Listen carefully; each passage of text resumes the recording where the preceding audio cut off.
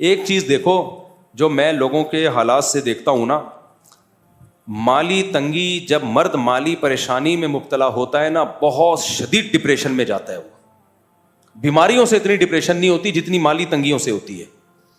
لوگ مل رہے ہوتے ہیں اور پیسے نہیں ہیں اور ایسے حالات ان کے خراب ہوتے ہیں. ابھی اللہ بچائے, ایک بندے نے خودکشی کی, بچ گیا کیونکہ وہ خاندان بڑا ہے, پیسے نہیں ہیں اور مسائل. اور جب میں ان لوگوں کی تہ میں جاتا ہوں نا, انکوائری کرتا ہوں, یہ مالی پریشانی کا سبب خود ہوتے ہیں یہ. اب آپ کے اتنے بچے ہیں, آپ جاب چھوڑ کیوں رہے ہو بھائی؟ پھر لوگ کہتے ہیں مفتی صاحب کہتے ہیں اتنے بچے پیدا کرو, پیسے ویسے ہیں نہیں, بچے تو مفتی صاحب کا بیان سن کے پیدا کر دیے, پیسے نہیں ہے. اچھی بھلی جاب چھوڑ دی یہ سوچ کے کہ میں بزنس کروں گا, نہیں چلا وہ بزنس, جاب سے بھی گئے, فاقے پڑھنا شروع ہو گئے چھلانگ لگا کے. تو شکر ہے بچا لیا کسی نے, ڈوبنے کی کوشش کی, بچ گیا وہ بندہ. تو اور لوگ آتے ہیں اس طرح کے, جی یہ ہوا تھا. تو 99.9% وہ لوگ ہیں اس میں جو قدرت کی طرف سے پیسوں کا مسئلہ نہیں ہوتا, وہ ان کی اپنی کسی حماقت سے ہوتا ہے. کروڑ روپے فلاں کو دیا تھا, ڈوب گئے. ابھی چند دن پہلے کیس آیا کہ میرے والد صاحب نے کروڑوں روپے کا لون لیا ہوا تھا کسی سے کاروبار چلانے کے لیے, وہ چلا نہیں. تو اب وہ لون کی ڈپریشن کی وجہ سے ابا جوانی میں ہی فوت ہو گئے. اتنی اسٹریس لی گھر میں, ظاہر ہے عزت دار آدمی کے گھر کے باہر جب لوگوں کا رش لگا ہوتا ہے تو وہ کیسے برداشت کرے گا, وہ ڈپریشن میں انتقال ہو گیا. ابا جب گئے تو بچے تو اس سے بڑی اسٹریس میں آ گئے کہ ایک واحد ذریعہ تھا وہ بھی گیا. اب وہ سارے قرضے دار بچوں کے سامنے کھڑے ہوئے, بچے کہہ رہے ہیں ہم کہاں سے دیں بھائی. تو میرے بھائی ایسے کام کرتے کیوں ہو جس سے کل آپ کو یہ مصیبت ہو. نبی صلی اللہ علیہ وسلم کی صحیح حدیث ہے, 2 حدیثیں سناتا ہوں. ایک حدیث میں آپ نے فرمایا دع ما یریبک الی ما لا یریبک, جس کام میں ذرا سا بھی تردد ہو, حدیث کا مفہوم پیش کر رہا ہوں اپنے الفاظ میں, ذرا سا بھی جس کام میں شک ہو نا, تو اگرچہ اس میں بے انتہا فائدہ ہو لیکن ذرا سا بھی نقصان کا خطرہ ہو تو اس کام کو چھوڑ دو, کم فائدے والا کام کرو جس میں نقصان کا خطرہ نہیں ہے. لوگ بڑے گیموں کے چکر میں ہوتے ہیں, بڑے گیموں کے چکر میں کہتے ہیں رسک لیے بغیر تو پیسہ کمانا ممکن نہیں ہے, کچھ رسک تو لینا پڑتا ہے. ٹھیک ہے لے لو پھر رسک, اگر نقصان ہو گیا تو پھر ڈپریشن سے مرو گے اور کچھ نہیں ہوگا. بھائی تھوڑا کما لو, نہ دو 1-1.5 کروڑ کسی کو, نہ لو 1-1.5 کروڑ قرضہ لے کے کاروبار نہ کرو, جتنا جیب میں ہے ٹماٹر کی ریڑھی لگا لو. بھائی کیا جا رہا ہے اس میں, نہ نہیں ٹماٹر کی ریڑھی لگاتے ہوئے ان کو شرم آئے گی. تو اس لیے میرے بھائی خدا کا واسطہ قرضے لے لے کے کاروبار مت کریں, اس میں بہت کم لوگ کامیاب ہوتے ہیں. اس کے بعد قرضے چڑھتے ہیں, اس کو اتارنے کے لیے پھر سود بھی لیتا ہے, پھر ادھر سے سود, پھر ادھر سے سود, پھر سودوں میں جکڑتا چلا جاتا ہے, بیڑا غرق ہو جاتا ہے, تو ڈپریشن میں جاتا ہے, زندگی کے جینے کا مزہ ختم ہو جاتا ہے. ہم آپ کے سامنے بیٹھے ہوئے, ہم نے اللہ کا شکر ہے جیسے بھی حالات, اول تو کوئی خاص برے حالات آئے نہیں الحمدللہ ہمارے اوپر, لیکن ظاہر ہے میرے بھی بیوی بچے بہت کچھ, لیکن ہم نے کہا بھائی جتنا جیب میں ہے اسی پہ گزارا کرنا ہے, قرضہ نہیں لینا بھائی. دیکھو آدمی بھوکا بھی گزارا کر لیتا ہے, اگلے ٹائم پہ کھا لے گا, اس کو ڈبل مزہ آئے گا. کسی کا پیسہ چڑھا ہوا ہو, وہ ٹارچر کر رہا ہو, عزت کا جنازہ نکال رہا ہو, پھر آپ کو ہر وقت یہ غم ہو اس کے پیسے دینے, میں نے زندگی کے مزے خراب ہو جاتے ہیں. تو اس لیے کسی قیمت پہ بھی چلتی ہوئی جاب نہیں چھوڑنی ہے. بحریہ ٹاؤن میں 1 ارب روپے کا آدمی کے ڈوبے ہیں, کتنے, اور آج نہیں 7-8 سال پرانی بات ہے. 7-8 سال پہلے 1 ارب کی کیا ویلیو ہوگی, کیونکہ بحریہ ٹاؤن کی جب زمینیں اوپر جا رہی تھی نا, اس بندے نے کیا کیا, ہمارے ایک جاننے والا تھا, اس نے ساری پراپرٹیاں, اپنا گھر بھی بیچ دیا. اس نے بولا سب ادھر جھونک دو یار, اگلے سال ڈبل کا ڈبل ہو جائے گا, یہ گھر تو بنتا رہے گا بعد میں. کچھ عقلمند لوگوں نے کہا کہ بھائی اس کا بھی تو امکان ہے کہ نہ ہو. اس نے کہا یار نہیں ہے, میں نے سارے اسٹیٹ ایجنٹ سے معلوم کر لیا ہے, پوری رپورٹ ہے کہ یہ تو ڈبل ہوگا. وہ نہیں ہوا, وہ دھڑام سے قیمتیں نیچے آئی ہیں, روڈ پہ آ گیا وہ بندہ, ذاتی گھر سے بھی گیا ہے وہ آدمی. کیوں جوئے کھیلتے ہو, یہ بھی ایک قسم کا جوا ہی ہو گیا نا. تو کیوں ایسا کام کر رہے ہو. تو ہمیں شریعت نے اسباب کا حکم دیا ہے. دیکھو علماء نے یہ بات لکھی ہے کہ اللہ نے جگہ جگہ قرآن میں کہا نا مال جمع کرتا ہے, گنتا رہتا ہے, تو یہ کنجوسی اچھی چیز نہیں ہے, تو مال جمع کرنا اچھا کام نہیں ہے. لیکن علماء نے اس کے باوجود لکھا ہے کہ کم سے کم 1 سال کا مال جمع کرنا ضروری ہے. یہ مال جمع کرنے میں نہیں آتا, یہ ضرورت ہے. کیا مطلب؟ آپ نے اپنے گھر کے خرچے دیکھ لیے کہ یار میرا گھر کا 1 لاکھ خرچہ یا 1.5 لاکھ خرچہ یا 50,000 خرچہ جو بھی ہے, تو آپ کو اندازہ ہو گیا میرے گھر کا لم سم خرچہ فار ایگزامپل 1 لاکھ ہوتا ہے, ایک مثال ہے. تو آپ یہ فرض کر لو یار آج میری جاب چلی گئی نا تو میں تو روڈ پہ آ جاؤں گا, تو میں کم سے کم 1 سال کا نان نفقہ جمع کر کے رکھوں. تو آپ نے کیا کرنا ہے, 12 لاکھ جمع کر لینے, اور کیش کی شکل میں نہیں, 12 لاکھ کا گولڈ خرید کے لاکر میں ڈال دو. آپ سمجھ میں آ رہی ہے بات کہ نہیں آ رہی ہے؟ گولڈ بھی وہ خریدو جو فوراً کیش یعنی اس کی شکل میں ہو, اینٹوں کی شکل میں. اس میں پیسے بچاؤ, آپ شروع میں کنجوسی کر لو, اس کنجوسی کا کوئی گناہ نہیں ملے گا آپ کو, یہ ضروری ہے. کل لوگوں کے سامنے بھیک مانگنے سے بہتر ہے شروع میں تھوڑا سوکھی روٹی پانی میں ڈبو. بیگم کو بھی سمجھا دو, بیگم دیکھو جاب کبھی بھی جا سکتی ہے, یہ توکل جائز نہیں ہے ایسا کہ بعد میں اپنی لیے مصیبت کھڑی کرو, یہ وہ توکل نہیں ہے وہ. تو بیگم کو بھی بتا دو, دیکھو بیگم شروع میں سوکھا چارہ کھا لیں گے ہم, صحیح ہے نا, سوکھی روٹی کھا لیں گے ہم, ابھی میں پیسے بچا رہا ہوں, اور یہ نہیں کہ میں کنجوس ہوں, 1 سال تک, کہ اس سے زیادہ نہیں, پھر زیادہ کی تو کوئی حد ہی نہیں. ہماری جاب چلی گئی, وہ بیگم کہے گی کیوں جا رہی ہے آپ کی جاب, اللہ نہ کرے ایسی باتیں نہیں کرو آپ, اللہ نہ کرے, اللہ نہ کرے. بھائی اللہ ہی کرتا ہے, اللہ کرنے پہ آتا ہے تو سب کچھ کرتا ہے, تو اللہ نے کوئی گارنٹی نہیں لی ہے, اللہ نے رزق کی گارنٹی لی ہے بشرطے کہ آپ اپنی ذمہ داری پوری کریں. آپ تو آپ نے کیا کیا بھائی, 1 سال کا آپ نے بچا کے گولڈ خرید کے لاکر میں ڈال دیا کہ آج اگر جاب لیس ہوتا ہوں تو میرے پاس 1 سال کا گزارا ہے, اس دوران میں کوئی دوسری جاب تلاش کر لوں گا. بزنس کرتا ہوں تو تجربے کے لیے 1 سال بھی بہت ہوگا میرے پاس.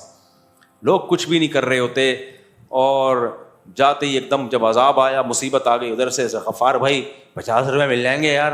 پھر جمشید بچپن کے دوست کو بھول گیا. جمشید پہلے تو بڑا بلاتا تھا, گلی دیکھ کے رہا بھائی, نہ جمشید پوچھے گا نہ غفار پوچھے گا, بچپن کے لنگوٹی یار بھی بھاگ جائیں گے. اور ویسے بھی بھیک مانگنا کتنی بری بات ہے یار. تو اس لیے 1 سال کا رکھو کم از کم اپنے پاس, اور چلتی پھرتی جاب, یہ جو موٹیویشنل اسپیکر ہیں ان کی باتوں میں آ کے مت چھوڑو. اور اسی طرح اگر اللہ نے اضافی پیسہ دے دیا ہے آپ کو, نہیں دیا تو کوئی فکر نہیں کرو, بچہ جب پیدا ہوتا ہے 2 ہاتھ 2 پاؤں لے کے پیدا ہوتا ہے, وہ خود کما لے گا, زیادہ ٹینشن مت لو. لیکن اگر اللہ نے اضافی پیسہ آپ کو دے دیا ہے, آپ ہینڈ ٹو ماؤتھ نہیں ہو, اچھا کھا رہے ہو, اچھی سواری ہے, اور اچھا آپ کا سب کچھ لائف اسٹائل اچھا ہو گیا, خوراک خاص طور پہ, پھر جو اضافی پیسہ ہے تو پھر شریعت کا بھی حکم ہے کہ بھائی کچھ اپنے بچوں کے لیے پراپرٹی یا گولڈ کی شکل میں بنا دے انسان, پھر وہ سیو کرنا شریعت کا حکم ہے.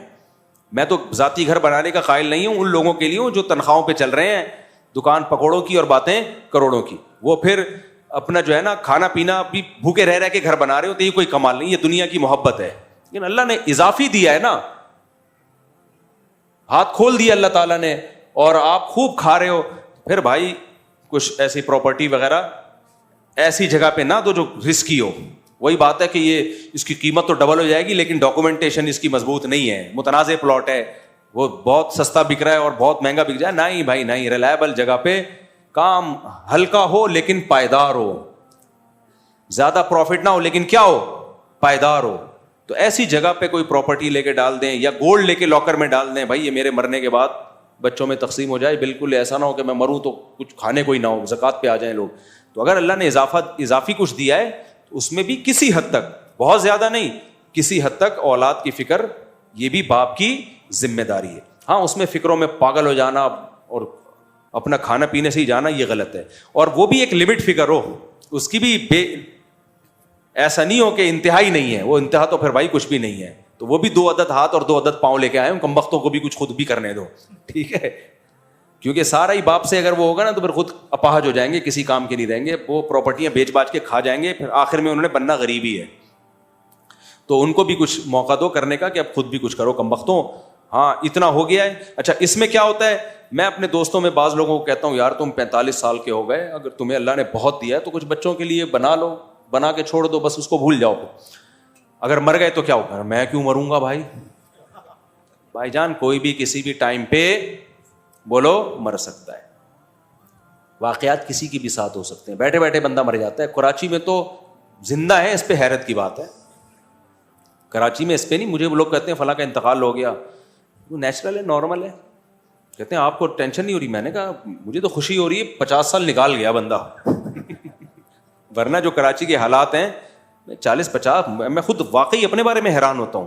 میں کیسے, دہشت گردی اتنی زیادہ ہے, ٹارگٹ کلنگ اتنی زیادہ. 2013 کی بات ہے, 14 کی, میرے پیچھے لوگ خفیہ تعاقب کرا کرتے تھے. یہاں برقعے میں عورتیں آ کے بیٹھ جاتی تھیں, میں پتا ہوتا تھا یہ مخبر ہیں, ہٹا بھی نہیں سکتے تھے, عورت ذات ہے, مخبر ہیں, پوری لوکیشن چیک ہو رہی ہے کہاں جا رہا ہے. ٹارگٹ کلنگ, مولانا اسلم شیخوپوری صاحب شہید ہو گئے, کتنے علماء. تو ہمیں تو ہر وقت یہ تھا آج گئے کل ہم اخبار میں آ رہے ہوں گے. کراچی میں تو یہ چل رہا ہے. مشہور آدمی کہاں زندہ رہتا ہے کراچی میں بھائی. یوسف الجانوی شہید ہو گئے, مفتی نظام الدین شہید ہو گئے, اطلاق فلانا شہید, مولانا عادل صاحب شہید ہو گئے, عبد المجید ندیم صاحب, یا مولانا ندیم صاحب ہوتے تھے, پورا نام بھول گیا, عبد الغفور ندیم صاحب. میری ان سے شادی بیاہ میں ملاقات ہوئی, کسی تقریب میں آئے ہوئے تھے, میں گپ شپ ہوئی, بڑے پڑھے لکھے آدمی, اگلے دن اخبار میں اطلاع آ گئی شہید ہو گئے, وہ اللہ ان کی مغفرت فرمائے. تو یہ حالات میں 50 سال بھی نکال گئے, بڑی بات ہے بھائی. کیا خیال ہے, بڑی بات ہے. اور یہاں پاکستان میں آپ بندہ بیٹھ کے سوچ رہا ہے میں کیوں مروں بھائی, کوئی بھی کسی بھی ٹائم پہ مر سکتا ہے. اس لیے پہلے سے اتنا انتظام کر دو, اگر اللہ نے گنجائش دی ہے, نہیں دی ہے تو ٹینشن نہ لو, اللہ کرے گا انشاءاللہ. گنجائش دی ہے تو اتنا انتظام کر دو بھائی, مرو تو پیچھے ایک دم سے روڈ پہ نہ آ جائیں, وہ بالکل ہی بس بچے ہی اسپیڈ سے پیدا کیے اور ابا کا اور کوئی کام, سارا زور کس پہ لگایا ہے, اسپیڈ کو فوکس کیا ہے. تو جو یہ کام کر رہے ہیں اور بچوں کے مستقبل کا نہیں سوچ رہے, تو وہ میرا آدھا بیان سن رہے ہیں, آدھا نہیں سن رہے. کچھ لوگ ایسے ہیں بچے اسپیڈ سے اور کر کچھ بھی رہے ہیں ان کے لیے سارے, کوئی کچرا کنڈی میں گھوم رہا ہے, کوئی بغیر چپل کے ناڑا لٹک رہا ہے, کوئی شلوار ہی نہیں ہے, ادھر جا رہا ہے ادھر جا رہا ہے. لوگ کہتے ہیں یہ ہوتا ہے زیادہ بچوں کا اثر. میں نے کہا بھائی اس نے آدھا بیان سنا ہے, آدھا سنا ہی نہیں. بچے ہی پیدا کیے جا رہے ہیں, ان کی فکر بھی کرنی ہے, پیدا بھی کرنے ہیں, روکنے نہیں ہے. اللہ کھلانے والا ہے, لیکن آپ اپنی ذمہ داری پوری کرو گے تو اللہ کھلائے گا بھائی. خود ہی اپاہج بن کے زندگی گزارو گے پھر نہیں ہوگا حساب کتاب. تو یہ بہت اہم بات تھی, کیونکہ لوگ آ رہے ہیں جو بہت ڈپریشن ہے یار. جب مالی مصیبتیں آتی ہیں نا انسان پہ, تو اپنے آپ کو آزمائش میں مت ڈالو, بھرپور اسباب اختیار کرو, اس کے بعد اللہ پہ توکل کرو. پھر وہ جو مصیبت آتی ہے اس میں اللہ صبر کی توفیق بھی دے دیتا ہے. جو مصیبت اللہ کی طرف سے آتی ہے نا اس میں صبر کی توفیق بھی مل جائے. اپنی حماقتوں سے جو آتی ہے اس میں صبر نہیں ملتا.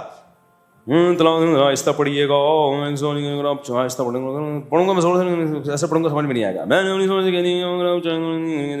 رہ سکتی ہے اس سے میری ہونا طلاق نہیں بھائی, اس سے طلاق کا اختیار نہیں جائے گا. نہیں اس سے طلاق کا اختیار نہیں جائے گا, انہوں نے منع کیا, پھاڑ دیں اس کو, آپ بھی نہ پڑھ لیں گے. اگر کسی عورت سے شوہر نے اس کو طلاق دی, کسی عورت کے شوہر نے اس کو طلاق دی ہو صرف زبانی, 2 سال ہو گئے ہیں, کیا وہ عدت سے شادی کر کے یا پیپر لکھوانا ضروری ہے؟ اگر طلاق دے دی ہے اور عدت کے دوران رجوع نہیں کیا تو عدت گزرتے ہی عورت آزاد ہو گئی ہے, چاہے شوہر نے پیپر پہ لکھ کے نہ بھی دی ہو. زبان سے دے دی تو جائز ہو گئی, اور عدت کے بعد وہ کہیں اور شادی کر لے. البتہ خطرہ یہ ہوتا ہے کہ شوہر عورت پہ کیس نہ کر دے کہ بھئی یہ تو میری بیوی ہے. جھوٹ بول دیتا ہے نا بعض دفعہ, شوہر طلاقیں دے کے مکر جاتے ہیں, اب عورت کے پاس کوئی ثبوت تو ہے نہیں, تو پھر ایسی صورت میں ہم اس کو یہ فتویٰ دے دیتے ہیں کہ آپ کورٹ سے خلا لے لو. تو کورٹ کا خلا تو کالعدم ہوتا ہے, لیکن تحفظ کے لیے پیپر مل جائے گا اس کو. شوہر اس کے خلاف کیس نہیں کر سکتا کیونکہ طلاق تو آلریڈی وہ دے چکا ہے نا. تو یہ ایک ترکیب ہے. مرد کو اگر مرد نے اگر طلاق دی ہے تو اس کے لیے جائز نہیں ہے اس طلاق کو چھپانا. عورت اگر پیپر مانگ رہی ہے تو اس پر واجب ہے کہ وہ پیپر لکھ کے دے تاکہ کنفیوژن میں نہ رہے وہ. اچھا میرے بھائی, ہم نے کاروبار میں اللہ کو اپنا پارٹنر بنایا ہے, اب اس رقم کو جو اللہ کے لیے لکی کہاں خرچ کر سکتے ہیں؟ کہیں بھی خرچ کر سکتے ہیں, اور یہ منت نہیں ہے, واجب نہیں ہے. جتنا حسب توفیق آپ چاہیں آپ خرچ کر دیں. ہماری فاؤنڈیشن میں بھی دے سکتے ہیں. خود آپ سب سے پہلے تو اپنے قریبی رشتہ داروں پہ خرچ کرنی چاہیے, جو شریعت کا حکم ہے. آپ کے قریبی رشتہ داروں میں بہن ہے, بھائی ہے, کوئی غریب ہے, تو سب سے پہلے اس پہ خرچ کرو. باقی جہاں بھی خیر کے کام میں لگا دو.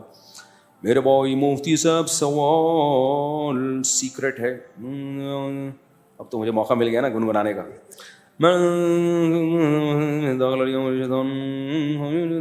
اتنا کچھ سیکرٹ بات تو نہیں لکھی, میں سمجھا پتہ نہیں کوئی کیا لکھا ہوا ہوگا اس کے اندر. یہ کوئی سیکرٹ بات تو نہیں,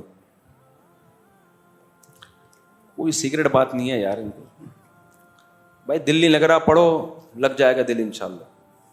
مجھے اس پہ سیکرٹ پہ غصہ آ رہا ہے، مجھے ایسی کون سی سیکرٹ بات. میرے مالی حالات کچھ سال سے خراب چل رہے ہیں، دعا فرما دیں اللہ تعالیٰ حالات بہتر کرے. دل سے دعائیں جی اللہ تعالیٰ آپ کے حالات بہتر کرے، قرضہ اتار دے آپ کا. یہ سوال ایک آخری پڑھ لیتا ہوں، پھر ایک چھوٹی سی بات آپ کے سامنے کروں گا. جو میرے سے اتوار کو لوگوں کی ملاقاتیں بہت ہوتی ہیں، مجھے بہت کچھ لوگوں سے سیکھنے کا موقع ملتا ہے، تو میں پھر سوچتا ہوں کہ یہ بات میں لوگوں سے شیئر کروں گا، اپنے تجربے وہ بھی شیئر کرنے والا ہوں آپ سے. مفتی صاحب، میں جب قضائے حاجت سے فارغ ہو کر اٹھ رہا ہوتا ہوں تو کچھ قطرے ہمیشہ گر کر کپڑوں پر لگ جاتے ہیں. اس وقت مجھے بار بار کپڑے بدلنے پڑتے ہیں. ٹیشو پیپر جیب میں رکھا کریں اور جگہ کو سکھا لیں. پھر بھی اگر کوئی ایک آدھ قطرہ نکل آئے تو اندازے سے شلوار کا وہ حصہ دھو لیں. ویسے ایک دو قطرے ویسے بھی معاف ہیں، اس کے ہوتے ہوئے بھی نماز پڑھ سکتے ہیں، سمجھ رہے ہیں. لیکن اگر آپ کا غالب گمانے کے پیشاب زیادہ پھیل چکا ہے تو اندازے سے شلوار تھوڑی سی دھو لیں. اندازہ بھی کافی ہے. اس کے لیے خوردبین سے مطالعہ کرنا کہ ادھر قطرہ لگا ہوگا اور باقاعدہ اس کو گوگل میپ پہ جا کے سرچ کرنا، اس تکلف کی ضرورت نہیں ہے. حضرات فقہاء نے مسئلہ بیان کیا ہے کہ آپ کے 2 پائنچے تھے، دونوں میں سے ایک گندا ہو گیا، ناپاک ہو گیا، خشک ہو گیا. اب آپ کو سمجھ میں نہیں آ رہا کون سا ناپاک ہوا تھا، تو اندازے سے کوئی بھی ایک دھو دو کافی ہے. سمجھ رہے ہو کہ نہیں سمجھ رہے؟ تو یہ وہی فقہ حنفی نا صدیوں سے جو چلا آ رہا ہے. فقہاء نے بہت پہلے ہی مسائل نمٹا دیے. پہلے حدیث سے پوچھو گے وہ اجتہاد کرنا شروع کر دے گا. قرآن و حدیث میں تو اس کی وضاحت ہے ہی نہیں نا، کہاں سے لاؤ گے ایسا اجتہاد؟ پھر وہ کچھ اور بتائے گا، وہ کچھ اور بچائے گا کہ دونوں پائنچے دو، وہ کہے گا کوئی کہے گا دھو ہی نہیں، کوئی کیا کہے گا، کوئی کیا کہے گا. تو یہ بڑا مسائل. ہمارے تو ایک مرتب فقہ چلا آ رہا ہے. تبھی آپ حنفیوں میں یا شافیوں میں پوری دنیا میں جہاں بھی جاؤ گے 99% سیم جواب ملے گا. 1% میں ہاں جدید مسائل میں اجتہاد ہوگا، جو جدید مسائل ہے تو 1% میں آپ کو اختلاف ملے گا. وہ بھی بسا اوقات کم علمی کی وجہ سے. وہ ریلائبل مفتی نہیں ہوتا، اس کے پاس علم کامل نہیں ہوتا. سوال کسی نے پوچھا ہے، قرآن کی آیت ہے سورہ حج کی آیت نمبر 18، اس میں اللہ نے سجدے کا ذکر کیا ہے کہ زمین، آسمان، چاند، سورج، ستارے اور انسان سب اللہ کو سجدہ کرتے ہیں، اور آخر میں کہا کہ بہت سے انسانوں پر اللہ کا عذاب ثابت ہو چکا ہے، وہ سجدہ نہیں کرتے. تو اس آیت کی تشریح پوچھی ہے کہ عذاب ثابت ہونے کا کیا مطلب ہے. دیکھیں اگر اللہ کے علم میں پہلے سے یہ بات ہوتی ہے کہ کچھ بڑے ڈھیٹ ہوں گے، بہت ڈھیٹ انسان ہوں گے، ان کے سامنے اللہ کی آیات پڑھی جائیں گی اور وہ پھر بھی اس کو پہ عمل نہیں کریں گے، تو ایسے لوگوں پہ اللہ نے عذاب ثابت کر دیا ہے. کیونکہ اللہ کا علم کامل ہے تو پہلے سے اللہ نے لکھ دیا ہے کہ انہوں نے جہنم میں ہی جانا ہے. اس کا یہ مطلب نہیں ہے کہ اللہ ان کو زبردستی جہنم میں لے جائے گا یا ان کو زبردستی گمراہ کرے گا. ان کی کیونکہ اللہ کا علم کامل ہے تو اس طرح کی آیات اصل میں تسلی کے لیے ہوتی ہیں. جو بھی دین کی دعوت کا کام کر رہے ہیں ان کو تسلی دینے کے لیے کہ داعی جو ہے نا اس کی دعوت بہت جاندار ہوتی ہے، دلائل بہت جاندار ہوتے ہیں، پھر بھی سامنے والا ایمان نہیں لا رہا ہوتا تو اللہ بتاتے ہیں بھائی اس کی قسمت میں جہنم ہے. تو جو مقدر جہنم میں ہو تو مقدر تھوڑی تبدیل ہو سکتا ہے، تو چھوڑ دو اس کی فکر. تو یہ تسلی کے لیے اس طرح کا انداز اختیار کیا جاتا ہے. جیسے نبی کو بھی تسلی دی جاتی تھی، نبی دلائل دیتے تھے، معجزے بھی دکھا دیے، آپ کی دعوت بھی بہت صاف ستھری، وہ پھر وہی. تو اللہ نے نبی کو تسلی دی بھائی جس کی قسمت میں ہی جہنم ہے تو آپ کیوں اس کے پیچھے پڑے ہوئے ہیں، قسمت تھوڑی چینج ہو سکتی ہے. اسی طرح قرآن میں آتا ہے ہم نے تو تقدیر میں لکھ دیا ہے کہ لَأَمْلَأَنَّ جَهَنَّمَ مِنَ الْجِنَّةِ وَالنَّاسِ أَجْمَعِينَ، کہ میں جہنم کو جنات انسانوں سے بھروں گا. تو اللہ کہتے ہیں تو میں نے لکھ چکا ہوں پہلے، تقدیر تھوڑی ٹلے گی. اس کا مطلب یہ نہیں کہ اللہ زبردستی لوگوں کو پکڑ کے جہنم میں پھینکے گا. اللہ کے علم میں یہ بات ہے کہ بہت سے لوگ ڈھیٹ ہیں، وہ نہیں ایمان لائیں گے، وہ شیطان کے بہکاوے میں آئیں گے. تو اب یہ ایک چیز حقیقت ہے. تو اب دعوت کو، مبلغین کو تسلی دی جا رہی ہے کہ بھائی لوگوں کی اکثریت دیکھ کے سیدھا راستہ مت چھوڑنا. یہ تو پہلے سے طے شدہ ہے کہ بہت سارے لوگ جہنم میں جائیں گے، جہنم بھرے گی انسانوں سے. تو اس لیے تم سیدھے راستے پہ چلو اور دعوت کے کام میں لگے رہو اللہ کا حکم سمجھ کے، اور لوگوں کی اکثریت کو گمراہ دیکھ کے مایوس مت ہو. یہ مت سمجھو کہ تمہاری دعوت غلط ہے یا تمہاری دعوت میں اخلاص نہیں ہے. نہ دعوت میں بھی اخلاص ہے، تمہاری دعوت بھی ٹھیک ہے، لیکن ایک چیز مقدر میں ہے کہ جہنم کو اللہ نے انسان اور جنات سے بھرنا ہے، اور مقدر کبھی چینج نہیں ہوتا. تو یہ انداز اختیار کیا گیا تسلی کے لیے. تو اس کا یہ مطلب نہیں ہے کہ اللہ لازمی جو ہدایت چاہے گا پھر بھی اللہ اس کو زبردستی گمراہ کرے گا. اس کی مثال ایسے ہے، صبح شام ہم یہ دیکھ رہے ہوتے ہیں کہ باپ اپنے بیٹے کو سمجھا رہا ہے، وہ نہیں سمجھ رہا، تو پھر ماں کہتی ہے بھائی اس کو سمجھاؤ. آپ بولیں بھائی اس میں سمجھنے کی صلاحیت ہی نہیں ہے, تو میں کیا سمجھاؤں اس کو. حالانکہ صلاحیت ہوتی ہے, تبھی تو آپ کو غصہ آ رہا ہوتا ہے.